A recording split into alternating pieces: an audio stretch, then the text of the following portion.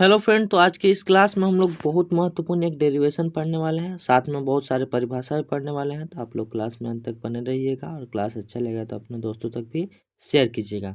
तो चलिए आज की इस क्लास को हम स्टार्ट करते हैं। तो आज हमको पढ़ना है कि किसी आवेशित चालक की स्थितिज ऊर्जा के लिए व्यंजक ज्ञात करना है। और कौन है? U बराबर 1/2 CV²। चाहे ये अभी होता है, ठीक है ना। प्राप्त करना है जहाँ चालक की धारिता C, चालक पर आवेश Q है तथा V उसका विभव है, ठीक है ना। तो सबसे पहले हम चलिए आराम से इसको हम पूरा करेंगे। तो सबसे पहले हम जानते हैं कि आवेशित चालक की वैद्युत स्थितिज ऊर्जा क्या होती है, ठीक है। क्या जानेंगे? आवेशित चालक की वैद्युत स्थितिज ऊर्जा क्या होती है, सबसे पहले हम यह जानेंगे। तो देखिए यहाँ पर लिखा हुआ है, बोला कि किसी भी चालक को आवेशित करने में, आप सभी जानते हैं कि कोई भी चालक को आवेशित करने में कुछ ना कुछ तो कार्य करना ही पड़ता है। किसी भी चालक को, चाहे कोई भी वस्तु रहे, उसको आवेशित करने में कुछ ना कुछ तो आखिर कार्य करना पड़ेगा ना। तो चालक को आवेशित करने में कुछ ना कुछ कार्य करना पड़ता है। और चालक को आवेशित करने में किए गए कार्य को ही, जो कार्य करना पड़ता है, वो कार्य को ही आवेशित चालक की वैद्युत स्थितिज ऊर्जा कहते हैं। और इसे हम कैपिटल यू से प्रदर्शित करते हैं। किससे? कैपिटल यू से प्रदर्शित करते हैं। और यू किस, कैपिटल यू किसके बराबर है? तो कार्य के बराबर है। यहाँ पर बस यही बता दिया गया है कि कैपिटल यू किसके बराबर है, तो कैपिटल डब्ल्यू यानी कार्य के बराबर। स्थितिज ऊर्जा जो है से हमारे कार्य के बराबर है। चलिए आगे अब देखते हैं। अतः U बराबर D W, ये तो समझ में आ गया। फिर आगे चलते हैं। चालक को चालक को Q आवेश देने में वैद्युत विभव 0 से भी हो जाता है। क्या? चालक को Q आवेश देंगे तो वैद्युत विभव जो है 0 से क्या हो जाएगा? भी हो जाएगा। तब औसत विभव 1 पे 0 प्लस में भी और बट्टा में औसत ज्ञात करना है ना, तो 2, तो V/2 हो जाएगा। यहाँ तक समझ में आया ना? यहाँ तक समझ में आया। फिर है कि चालक चालक को आवेशित करने में किया गया कार्य कार्य वर्क बराबर होता है।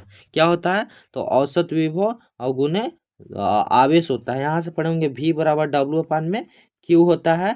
तो हमको क्या करना है? W ज्ञात करना है। तो W बराबर हो जाएगा V गुने Q, ठीक है ना। समझ में आया? नहीं अगर समझ में आया हो तो फिर से देखिएगा। यहाँ से हम आपको बताएं, देख लीजिए, दूसरा कलर ले रहा है। बोले कि V बराबर क्या होता है? W/Q होता है। तो W हमको ज्ञात करना है। तो W बराबर क्या हो जाएगा? V गुने Q यानी विभव गुने आवेश। तो यहाँ समझ में आया। तो यही यहाँ पर किया है, औसत विभव और गुने आवेश। क्या किया है? औसत विभव गुने आवेश। W बराबर औसत विभव क्या हो गया? V/2 और गुने Q यानी आवेश। आगे देखिए, आगे इसको ही क्या किया कि W बराबर कर दिया 1/2 VQ। W बराबर 1/2 VQ, ठीक है ना। Q बराबर CV से, यहाँ Q बराबर CV से, ये भी जानते होंगे आप फार्मूला, C बराबर V/Q। Q बराबर CV से यहाँ चल रहा है। तो देखिए Q बराबर CV से, तो W बराबर हो जाएगा 1/2 और V पहले से था, Q के जगह पे CV हो गया। तो W बराबर 1/2 CV²। W बराबर क्या हो गया? 1/2 CV²। चलिए अब आगे चलते हैं। देखिए यहाँ तक समझ में आया ना आपको? कुछ नहीं किया गया। पहले क्या किए? औसत विभव ज्ञात कर लिए। फिर चालक को आवेशित करने में जो कार्य किया जाता है, कार्य बराबर विभव के परिभाषा चले हैं हम, विभव गुने आवेश। ऐसे बल गुने विस्थापन भी होता है, पर विभव के परिभाषा से V बराबर W/Q से चले हैं। तो कार्य बराबर हो गया विभव गुने आवेश। यहाँ से चलते चलते फिर Q के मान, Q बराबर CV रखे तो हो गया 1/2 CV² कार्य। अब चलिए आगे चलते हैं। या इसी को हम लिख सकते हैं 1/2 C से ऊपर गुना कर दिए और नीचे भाग दे दिए, तो कोई दिक्कत नहीं हुआ। CV²। W बराबर 1/2 CV² में C हो गया ना, CV के होल स्क्वायर हो जाएगा, सॉरी C² हो गया और V² हो जाएगा। C और C में गुना हो गया तो C² और V²। C² V² को हम CV के होल स्क्वायर तो लिख ही सकते हैं, ये आपको समझ में आया होगा। CV के होल स्क्वायर लिख सकते हैं, तो वही CV के होल स्क्वायर कर दिए और नीचे बचा C, कोई दिक्कत नहीं।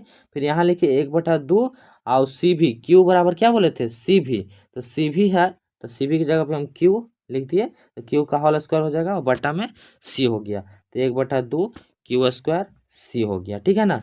दोनों यहाँ से हो गया 1/2 Q² C हो गया, ठीक है। आया समझ में? यहाँ तक आपको आया होगा समझ में? यहाँ तक आपको आया समझ में ना? कुछ नहीं किए, सी से ऊपर गुना कर दिए और सी से ऊपर भाग कर दिए। जैसे मैं मान लीजिए कि 5/5 कर दिए, तो इसको काटेंगे तो 1 आ जाएगा, कोई दिक्कत ही नहीं हुआ। तो वही किए, हम सी से गुना कर दिया और सी से भाग कर दिए। और यहाँ सी में गुना हुआ तो सी स्क्वायर हो गया, और भी स्क्वायर पहले से था तो सी भी का होल स्क्वायर कर दिए। और सब आप जानते हैं कि क्यू बराबर होता है सी भी, इससे चले तो सी बी की जगह पे क्यू रख सकते हैं कि ना, तो क्यू का स्क्वायर हो गया। यहाँ सी बी का स्क्वायर था तो जा क्यू का स्क्वायर हो गया, और नीचे सी था तो सी है।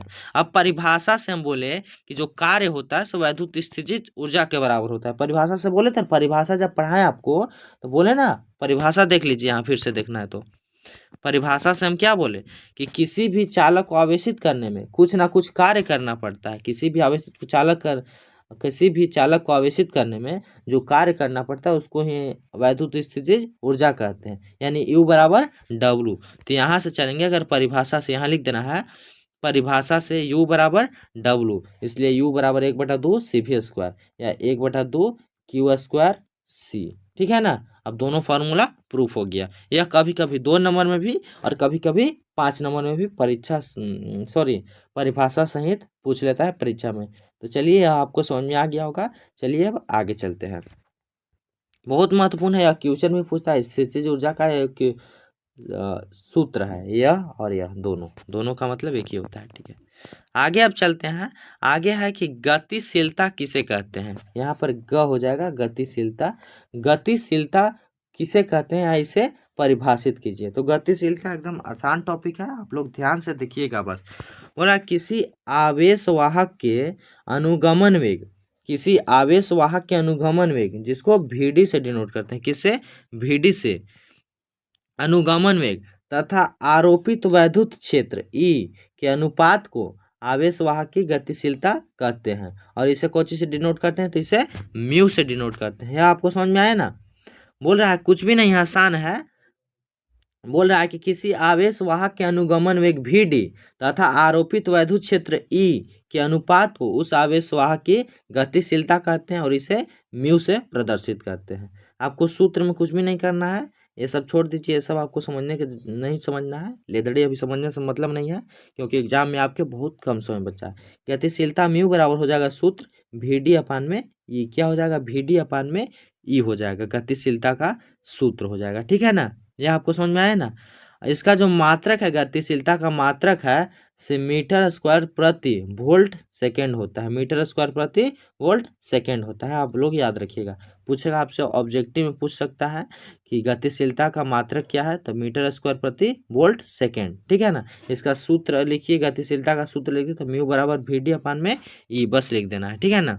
अब परिभाषा आपको समझ में आ गया कि किसी आवेशवाहक के अनुगमन वेग और विद्युत क्षेत्र के अनुपात को आवेशवाहक की गतिशीलता कहते हैं। बस सूत्र से हम लोग या परिभाषा बना लिया है कि आवेशवाहक के अनुगमन वेग तथा विद्युत क्षेत्र के अनुपात को क्या कहते हैं, तो गतिशीलता कहते हैं। फिर आगे चलते हैं। आगे देखिए, आगे बहुत बढ़िया क्वेश्चन है कि किसी वैद्युत सेल के विद्युत वाहक बल को समझाइए। किसी वैद्युत सेल के विद्युत वाहक बल को समझाइए। देखिए, वैद्युत वाहक बल क्या होता है, बहुत बढ़िया से आपको देखना है। क्या, बहुत बढ़िया से देखना है। तो इसको भी हम सूत्र से ही बनाएंगे। E बराबर होता है W अपान में Q। ई से डिनोट करते हैं वैद्युत वाहक बल को, EMF, इलेक्ट्रोमैग्नेटिक फोर्स। ठीक है ना। आगे देखेंगे, इलेक्ट्रोमोटिव फोर्स होता है, सॉरी, एकांक आवेश को Q बराबर 1 मान के चलेंगे। एकांक आवेश को सेल सहित संपूर्ण परिपथ में, क्या, एकांक आवेश को सेल सहित पूर्ण परिपथ में प्रवाहित करने में सेल द्वारा जो दिया गया ऊर्जा होता है, या सेल द्वारा जो दिया गया ऊर्जा होता है, उसको ही हम क्या कहते हैं, सेल का विद्युत वाहक बल कहते हैं। और इसे E से डिनोट या प्रदर्शित करते हैं। E बराबर होता है हमारा W अपान में Q, याद रखना है। बोल रहा है कि एकांक आवेश को Q बराबर 1 मान के परिभाषा हम बनाए हैं, आपको सीखना होगा यह सब। एकांक आवेश को सेल सहित पूर्ण परिपथ में प्रवाहित करने में सेल द्वारा दी गई ऊर्जा होता है, या सेल द्वारा जो किया गया कार्य होता है, उसको ही विद्युत वाहक बल कहते हैं। और इसे हम कैपिटल E से डिनोट करते हैं। E बराबर होता है W अपान में Q। और इसका मात्रक जो है, देख लेते हैं, इसका मात्रक जो है, इसका मात्रक जूल प्रति कूलम होता है। जूल प्रति कूलम को क्या बोलते हैं हम लोग? वोल्ट बोलते हैं। क्या? वोल्ट बोलते हैं, याद रखना है। जूल प्रति कूलम मात्रक होता है और जिसे वोल्ट बोलते हैं। समझ में आया होगा? फिर आगे चलते हैं। आगे है अनओमीय परिपथ को परिभाषित कीजिए तथा इसका उदाहरण भी लिखिए। अनोमीय परिपथ, यह तो एकदम आसान क्वेश्चन है, इसको बस देख लेना है। अनोमीय परिपथ क्या होता है? सॉरी, प्रतिरोध बोल रहा है, हाँ परिपथ नहीं, परिपथ बोल रहे हैं, प्रतिरोध है। तो बोलना है कि ऐसा परिपथ जो ओम के नियम का पालन नहीं करता है।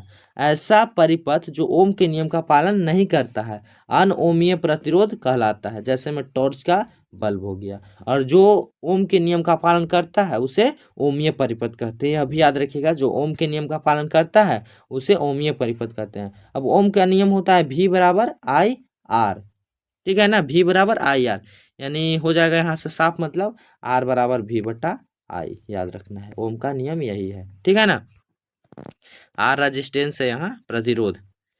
फिर है कि गतिशीलता, फिर से गतिशीलता आ गया, अभी बताएं, फिर से देख लीजिए, कोई दिक्कत नहीं है। गतिशीलता से क्या तात्पर्य है? इस पर ताप का क्या प्रभाव पड़ता है?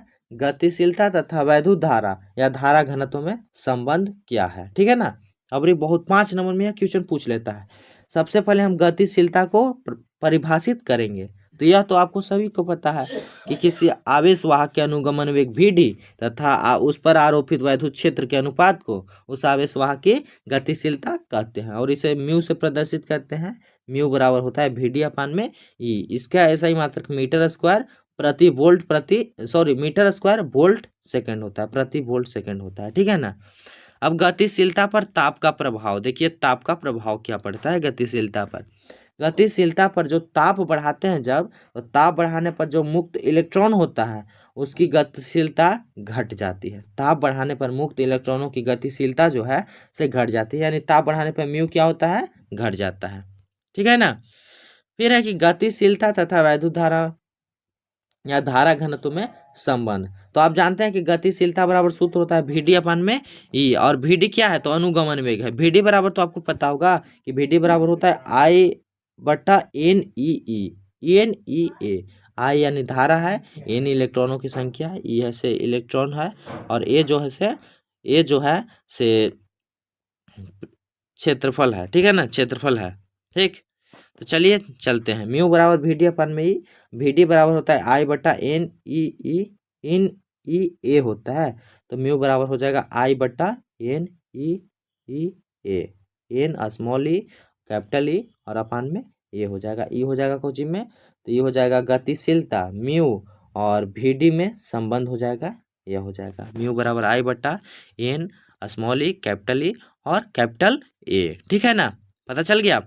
अब गतिशीलता और धारा घनत्व में संबंध दिखाते हैं। यह हो गया गतिशीलता और धारा घनत्व में। देखिए, धारा घनत्व बराबर होता है जे बराबर आई ए। धारा घनत्व को जे से प्रदर्शित करते हैं, इसका सूत्र होता है आई ए।